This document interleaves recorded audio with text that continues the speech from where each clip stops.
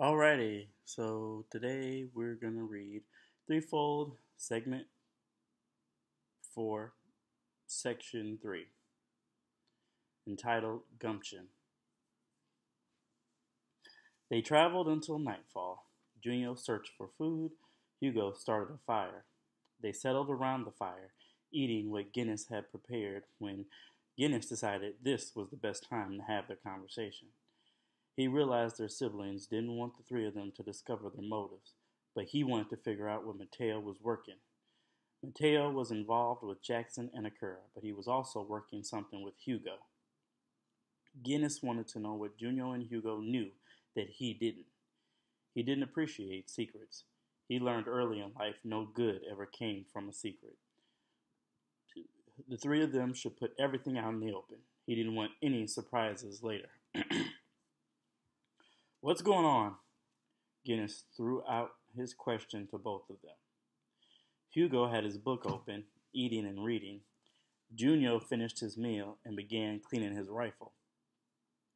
Look, Guinness said, I know I've been the most resistant to getting on board with this sibling conspiracy, but I'm in now. I believe it. Guess we're gonna do this now, Hugo said and closed his book. Damn straight, Guinness said. That means you too, Junyo. Junyo looked at him before he returned his rifle to his back. Guinness took that as a sign he had Junyo's attention. Mateo leaves you a book, Guinness said to Hugo. Akira basically tells you your old man's dead and your old lady killed him. He spoke to Junyo. Jackson threatened to kill my sister, so I would become a part of this. He looked them both in the eye a moment. The expression on Junyo's face remained neutral. Hugo's response to Jackson's threat was a quick wince, which Guinness almost missed. I want to know why, Guinness said. At first, I'll admit, I didn't care about why the three of us were together. I didn't give a damn as long as I saved my sister. After that whole setup in Yavera, it looks like I better start caring. No one said anything. Damn it. Mateo popped in his head. Mateo kicked the junk around the shed. Lissandro stared at the junk. He watched Mateo take his anger and rage out on all the shit in that shitty, ratty shed. You're a dumbass, Mateo shouted. How long? Lissandro remained silent. How fucking long? Mateo shouted. He had his back to him. 5 years, Lissandro mumbled. 5 years and you don't say a word? Mateo said. You don't say a fucking word? Andrade men handle their own problems, Lissandro said. I did what I had to do to protect the rest of you. Mateo turned around, walked up on him, and punched him. Lissandro took the hit. He fell back and on top of a work table, crushing it with his weight. It surprised Lissandro. He held his face away from Mateo and fixed his face before he showed it to Mateo. He watched Mateo pace and hold his head in his hands. Lissandro picked himself up. Mateo had never struck him so violently. He had never been this angry. He never got angry. Lissandro didn't know how to react, especially when he realized Mateo wasn't just angry, but disappointed too, hurt. Mateo grabbed at his own chest, pounded on it as if he was trying to get himself to breathe. He stared down at the man laid out on the floor with jagged ice protruding from his chest. The man breathed harshly. I should have done it sooner, Lissandro said.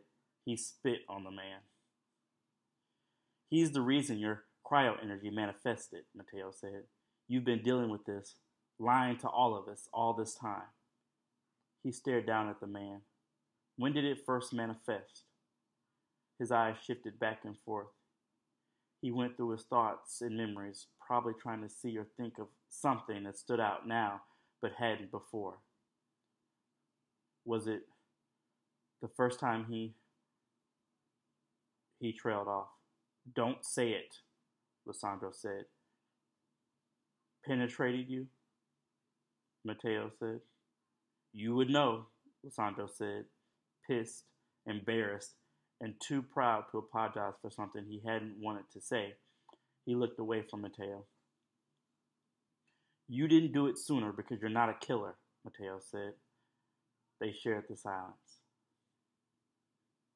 I am now, Lissandro finally said. I'll accept my punishment. I'm going to take care of it, Mateo said. Lissandro gave Mateo his attention. He didn't believe what he had heard. Mateo proved his point by turning around and kicking the man on the floor across the face. You don't have to take care of it, Lissandro said. I'll take responsibility. We don't always see eye to eye, Mateo said. His expression, his eyes, his teeth took on an animalistic wildness. We've fought more times than enemies. We haven't been friends, let alone brothers, in a long time. But there's no way in hell I'd let this piece of shit ruin your life. Mateo walked over to Lissandro, grabbed him by the shirt, and looked him in his eyes. Forget this ever happened. You understand me? Lissandro returned his hard gaze. You hear me? Mateo demanded. Lissandro nodded. Mateo became a figure of light. The man dying in the middle of the shed became a figure of light along with him. Lissandro became a figure of light too. Mateo and the dying man disappeared from sight. Mateo sent him home. Lissandro stood in his room. Mateo's question had more than one meaning. He asked him, do you understand why I'm doing this? Just like Lissandro felt obligated to look after his younger brother and sisters, Mateo felt the same. With an old lady like theirs and an old man who had to be away more often than not, Mateo dealt with more than he ever let on.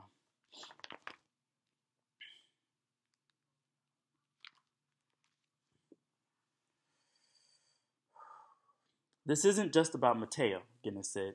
It's about all three of them, and it's about the three of us. Guinness could hear Teresa giving him a lecture about getting on people's good side. You gotta give a little bit to get a little bit. She'd always add, but not too much, because someone might take advantage of you. Secrets and lies are trouble, Guinness said. We have to be upfront with each other now, so we won't be blindsided later. Hugo, not saying anything, surprised him, but Junyo, not so much. Either they didn't have anything to say, or they didn't want to say what they knew. Scratch that. They didn't know where to start. You two don't have anything? Jackson isn't going to kill your sister, Hugo said, and looked like he truly believed it. Mateo threatened to move Hugo into the middle of a river, Junyo said. He glanced over at Junyo. This was the first time he had heard of this threat. It was so I would stay with you, Junyo said. Akira just asked me, Hugo said. They thought of another way to bring us together because they knew we wouldn't listen to our respective siblings, Junyo said. Their main goal, unified goal, was to get us together and on our way to Lunaria, Hugo said. That's my theory. Guinness crossed his arms. And they knew you'd be the easiest to persuade. I have this strange feeling they don't plan on telling us anything when we get there, though, Hugo said. Mateo wants me to learn the truth before we get there. If that's the case, why not just tell me the truth? He still needs us to go to Lunaria, Guinness said. He gives us enough to continue forward, Junyo said. Except he hasn't given us anything, Hugo said. He wants me to hone my pyro energy. He keeps telling me to pave the way. Now he's thrown this book into the mix. Maybe the book has something to do with the truth. That still leaves his, Jackson's, and Akura's motives unaccounted for. We're dealing with four individual issues, one collective and three individual. We know that, Guinness said. We figured that out earlier. Hugo stood up. Unlike the two of you, I've spoken with Jackson, Akura, and Mateo. He said out loud, but more to himself. From the look on his face, he was trying to sort through everything. I think I have better insight. He went quiet. You want to know how I got pulled into this? Jackson framed me for a murder, and I was sent to prison. What the hell? Guinness said. Junyo's expression reflected his words. Where you met and decided to assist Akura. Correct, Hugo said. I don't know why I didn't put this together earlier. He sent me to prison to protect me from someone. Akura asked me if I was strong enough. Mateo wants me to work with my pyro energy until it's formidable. And Jackson has been testing me ever since we met again. He's trying to make sure I'm strong enough to face whoever's coming after me. Guinness found that unbelievable. Why would anyone come after you? Who would hate you enough to kill you? I agree, Junyo said. Have you ever done anything to incur a death threat from someone? Well, you two just tore my theory to shreds, Hugo said. I have enemies, who doesn't? But I can't think of anyone specifically who would want me dead. Sounds like he sold you a fiddle and fed you a pile of shit, Guinness said. He shook his head. You might not want to believe this, but Jackson has killed before. Hugo needed to know the harsh truth about Jackson. If Jackson had no problem framing him for murder, he needed to understand that Jackson wasn't out for his good. Someone needed to have his back. When he first met Hugo, he got the impression he was naive. Slowly, he got the impression that Hugo had faith in people and didn't want to give up on them, even if there was the potential for them to screw him over. When I met Jackson, Guinness said, that's the impression he left me with.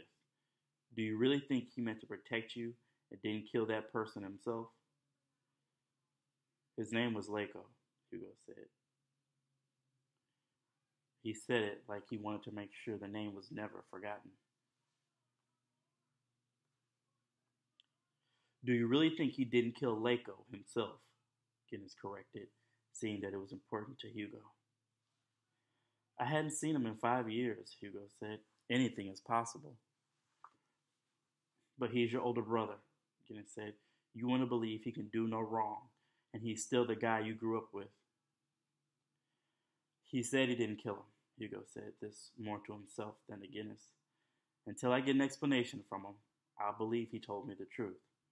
Besides, why would Akura and Mateo stay at his side if he killed someone? Mateo killed my old man, Guinness said. Birds of a feather and all that bullshit.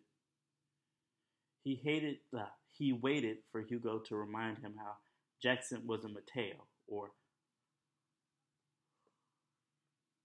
unlike him, Hugo couldn't possess such hatred and anger toward someone who shared his blood. But Akura and Teresa, Hugo said, they're with both of them. You assume they would know, Guinness said. Akura's a telepath and an empath, Junyo said. She would know. Guinness thought he had Hugo on the rocks, but Hugo and Junyo double-teamed him and put up a roadblock. Akura would know, and if she knew they were murderers, she wouldn't stay, right? All this shit was giving him a headache. Guinness realized he waited in vain. Hugo didn't go the route he expected to go. You travel with Junyo. That's all he could muster up. Hugo and Junyo turned toward him. That's different, Hugo said. How? Guinness asked. I chose to travel with Junyo because I want to learn the truth, Hugo said. I can leave any time if I wanted to leave. Akira assured me of Junyo's character, and I trusted her. Guinness couldn't help think Hugo would be in for a rude awakening and wonder if he would be able to handle it. Even with that, he couldn't ignore the fact nothing added up. Why would you keep three strangers as company if you were a serial killer? He's not a killer, so he's definitely not a serial killer, Hugo said. And remember, they're not strangers. That's right, Guinness thought. They aren't strangers. The three of them shared a brief silence. Guinness noticed Hugo had more on his mind, but wanted to give him and Junyo the proper amount of time to think these things over. Continue, Junyo said before Guinness gave Hugo the okay. I had a private conversation with Akira when we split up at the bridge, Hugo said to Junyo. He addressed them both afterward. She wanted me to make sure Junyo didn't kill someone they knew. I wasn't able to prevent his death. He framed her for her good friend's death, Junyo said. She didn't tell me that, Hugo said. Shinjiro was... He went quiet.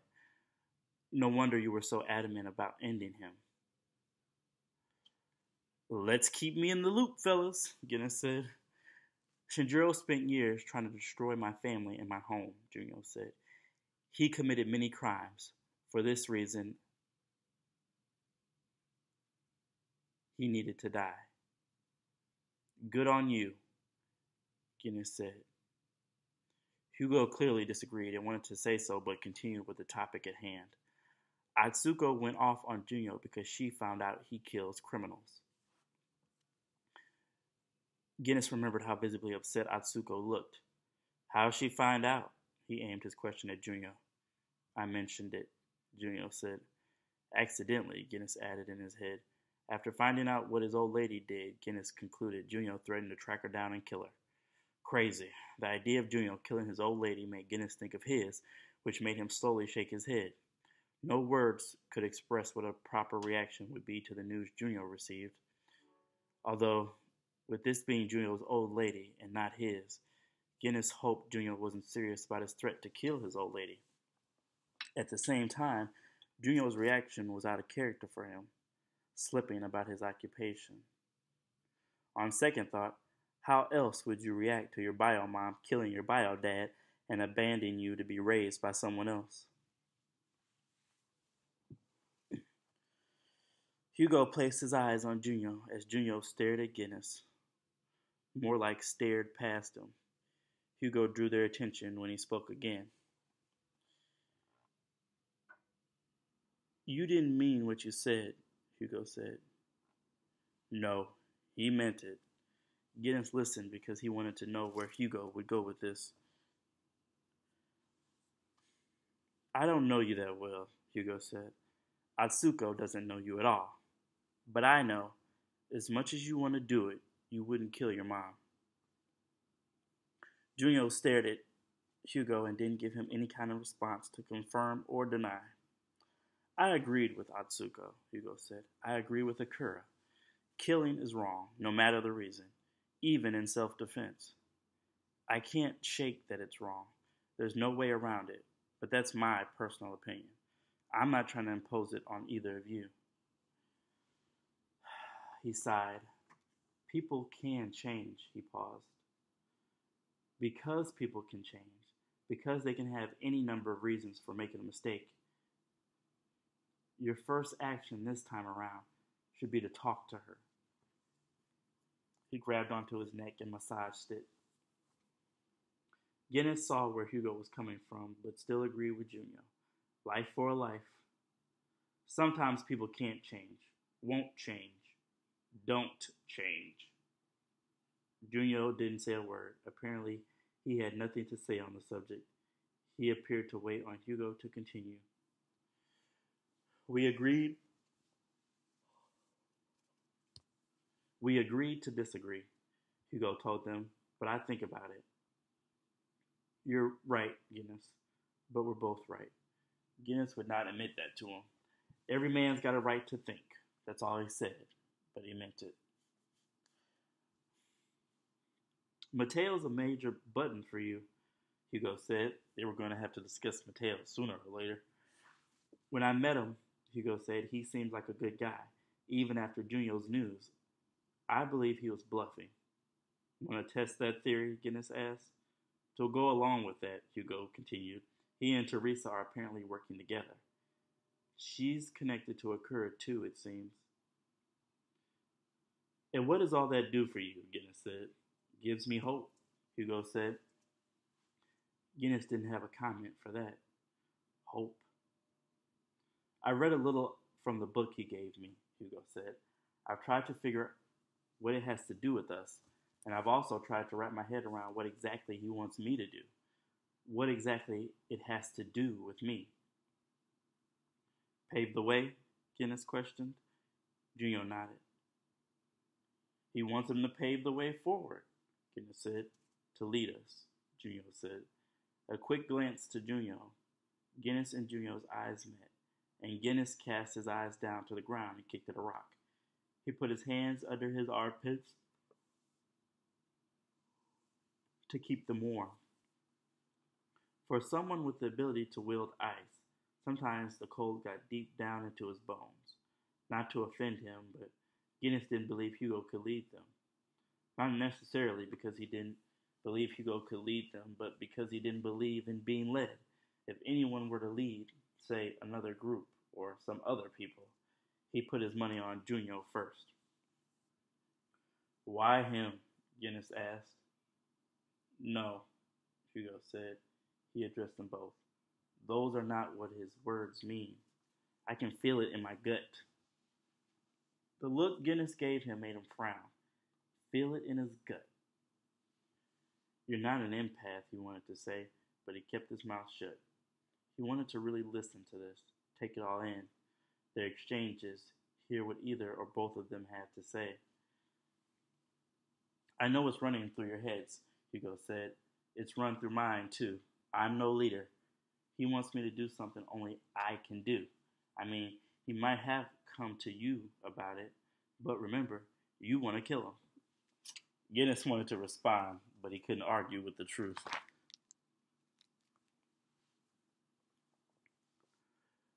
Why he didn't choose Junyo surprises me. Junyo seems capable enough to handle most things. I'd like to ask Mateo that same question myself. Why me? Listening to Hugo, two things popped into Guinness's own head. The man could talk, and he didn't seem to think highly of himself. Why do you want to kill him? Hugo suddenly asked. This question caught Guinness off guard. If we're putting it all out on the table, Hugo said, I want to know. Any other time, I wouldn't say a word, Guinness said slowly. But after hearing what Junyo recently learned because of Akira, and hearing about your encounter with Jackson, I should lay my cards on the table. Guinness gazed at the ground again and used his foot to move a rock back and forth. He took a deep breath before he gave them his attention. Mateo murdered our old man. My old man didn't recover from the injuries Mateo gave him, and my old man died in a hospital. Junyo shifted uncomfortably. Hugo stared at Guinness as if Guinness had spoken a language he didn't understand. Mateo might not have a problem sticking close by to Jackson, because they're one and the same, Guinness said, moving the rock under his foot again. Hugo didn't respond. Guinness could tell by the expression on his face he didn't want to believe what he said was true, but Hugo wasn't about to argue with him about it. Hugo couldn't refute Guinness watching his old man die after a brawl between him and Mateo. For this reason, Guinness said, you should avenge your old man, Junyo. It's what I've wanted to do for years. It's what I plan to do. He shook his head. Don't kill your old lady to do it, though. Guinness grappled with the thought of Junyo murdering his old lady. It bothered him. I know nothing about the woman, Junyo said. She means nothing to me. I can't call her my mother. Noboru means nothing to me. I can't call him my father. Junyo said it, but he didn't sound like he believed it. The only way I can allow her to live is if she killed Noboru in self-defense, Junyo said. At the end of the day, I'm doing my job. Glancing over at Hugo, Guinness knew the two of them were thinking the same. His biological folks might not mean anything to him, but they still gave him life. They were still a part of him. This affected Junyo. How could it not? Don't kill your brother to avenge your dad, Hugo said. Guinness had known Hugo would use his words against him. Guinness didn't reply. Hugo's words left the three of them in silence. A different subject then, Hugo said. We should train together. Junyo, I'd like to do some Energist training with you. And Guinness, I'd like to work on combat training with you. I've seen both of you in action, and those are your strengths. Junyo slowly nodded. What? Hugo asked. You're no leader, Junyo said, repeating what Hugo had said earlier. You said that yourself, but ever since I've met you, you've had your mind working. You always have a plan of action ready. You always try to take charge of things. He smirked. Got some control issues there, Guinness said jokingly and laughed. Hugo frowned. I don't mean anything by it. I'm just used to finding out what I need to do and doing it. You don't have to explain yourself, Junyo said. Sounds like the three of us have been in that same position for a while. Alone. Independent, Hugo corrected. Guinness had a question for Hugo. I like the sound of that, us training together. Even though I'm already an outstanding energist, I could probably learn a few things from Junyo in that department. What about you? What can I learn from you? Hugo shrugged, which Guinness knew he would do. We'll find out soon, won't we? Guinness said. You're good at protecting yourself and others, Junyo said. I would say you're able to endure a bit more than most. You've got staying power. Guinness could benefit from studying you in those regards. Guinness couldn't tell if Hugo agreed or disagreed with Junyo. He wondered if Hugo had ever evaluated his own strengths and weaknesses. You think I need to study him? Guinness questioned Junyo, but Junyo's comment didn't bother him. If he could get Junyo to talk, Guinness figured he could get Junyo to reveal some information. After the cryptic talks with his family, Guinness was sure Junyo knew more about their intertwined situation. You leave yourself open to attacks, Junyo said matter-of-factly. Tell me something I don't know, Guinness thought. I know, Guinness said.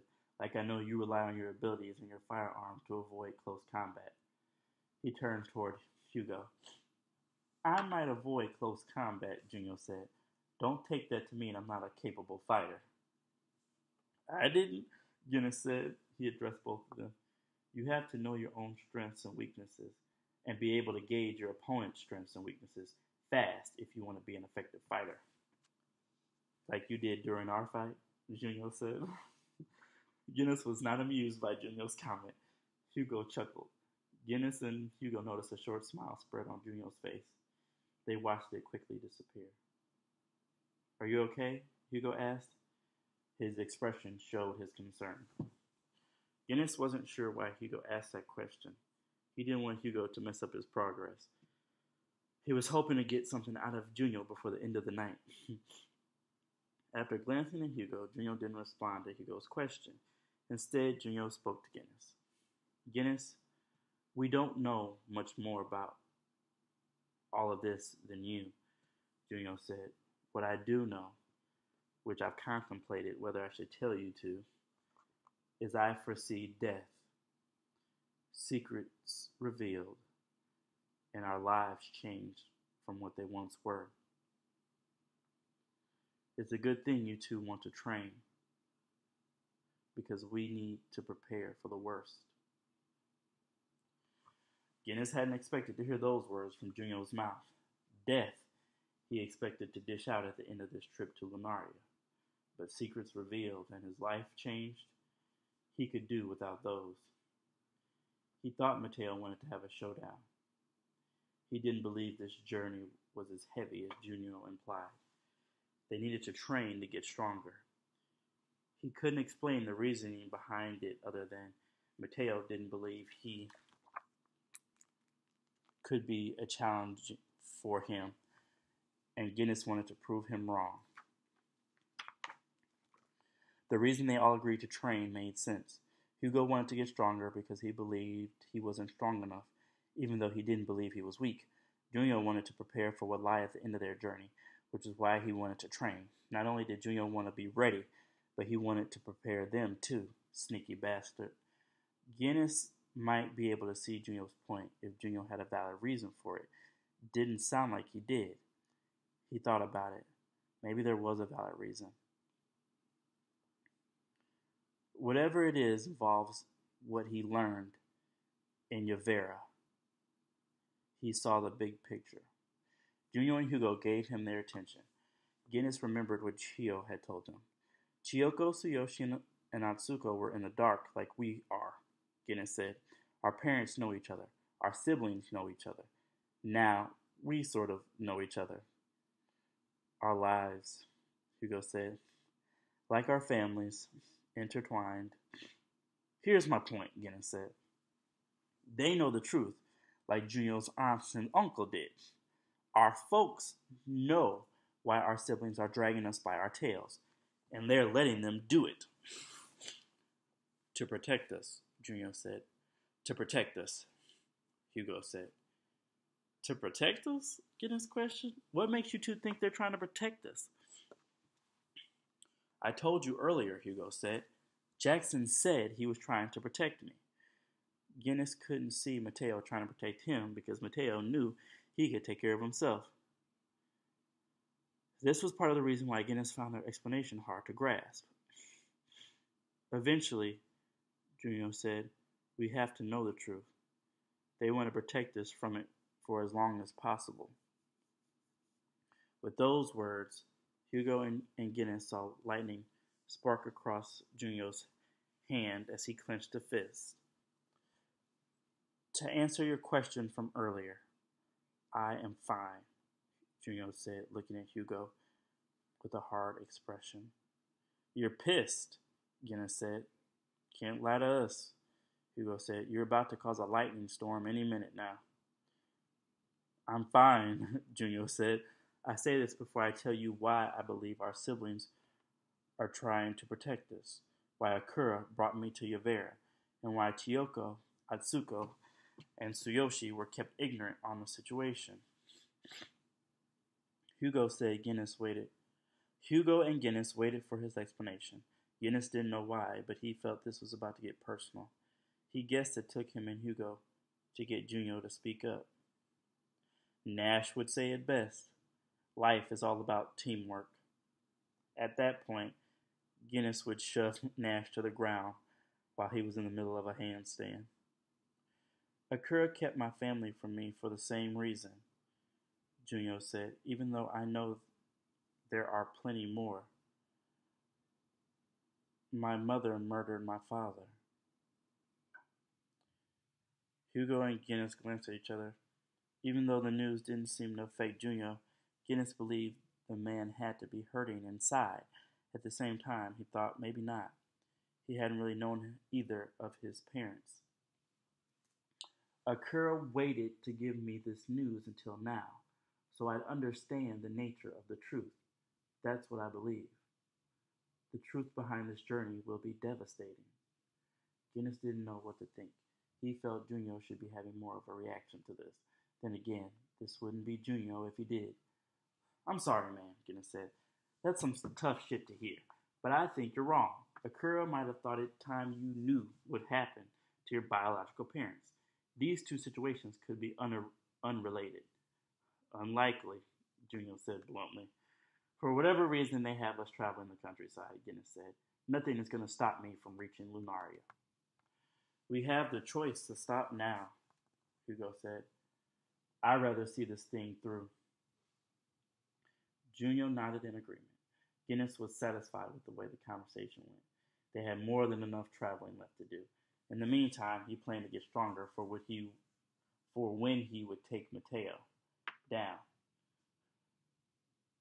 We're all in agreement again, Guinness said. Now let's get started. Get started on what? Hugo asked. Training, Guinness answered him, standing to his feet. We don't have much time, and we ain't doing shit. Might as well get started and get in as much as possible. He's right, Junyo said, standing beside him. I want to get to Lunaria quickly, which means we'll train as much as we can when we can. We just ate, Hugo protested. That just means we get to burn off dinner, Guinness said. Hugo smiled as he stood. All right, I'm ready to learn and teach. You don't like to hurt people, Junyo said. I've noticed in the way you wield your abilities and fight. You're passive when you react and respond to your opponents, and you'd rather disarm them than put them out of commission, Guinness finished Junyo's sentence for him. If you were to face an opponent that would overpower your defenses, Junyo said, you would be in trouble. You're going to learn to wield your abilities more aggressively. Even though you don't use a weapon, Guinness said, you're going to start. You're good with hand-to-hand combat. I'll give that to you. But you can really gain the upper hand if you have a few surprises in your combat arsenal. We have abilities, Hugo said. Why do you feel weapons are necessary? You never know when Phison energy will get the better of you, Junyo said. Phison energy gives nulls an even playing field, Guinness said. Non-energists, Hugo said. Non-energists, Guinness said. You're not left unarmed and vulnerable when you have a weapon. You guys make a good argument, Hugo said, the expression on his face hinting he never realized that would be a reason to have a weapon. Learn something new every day. I'll sit this one out, Guinness said. You and Junyo can start first. No, Hugo said. He shook his head. That's not how this is going to work. We're training together, all three of us. That sounded like fun. Guinness got excited. He nodded. That sounds like a challenge. I'm game. Here's what I have to contribute, Hugo said. When it comes to defensive maneuvers, all I've ever done is think and watch. I follow the flow of my opponent. Body language and movements reveal what an opponent will do, allowing you to defend yourself. But you have to pay attention and read them. I've fought many weapon users, many people, and I was able to defeat them by disarming them after studying their movements. I did it without having to put them out of commission. You'll teach us to hold back, Junyo said with a short smile. We'll teach you to let go, Guinness said. Wait, tell me how you plan on us training together? Free for all, Hugo said. It'll keep us on our toes. We'll go until we all get tired, Junyo said, taking his firearm into his left hand. I'm starting to like the way you think, Guinness said and grinned as he pulled his axe from his waist. All right, that was a long one. That's the end. Hope you enjoyed it. Hope you keep listening. Talk to you later. That was a lot. Bye.